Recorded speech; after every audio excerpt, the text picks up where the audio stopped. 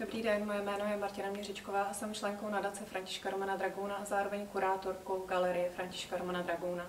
Vy máte nyní možnost finančně přispět do nadačního fondu, který spravuje obsahlou pozůstalost a životní odkaz akademického malíře a zároveň tak podpořit tenhle krásný galerijní prostor, v kterém se právě nacházíme. Galerie Františka Romana Dragouna byla založena před 3 lety v Písku. Kromě stálé expozice se zde konají i krátkodobé výstavy, různé kulturní akce a vzdělávací programy pro děti a dospělé. Za váš finanční dar a za vaši přízeň vám velice děkujeme.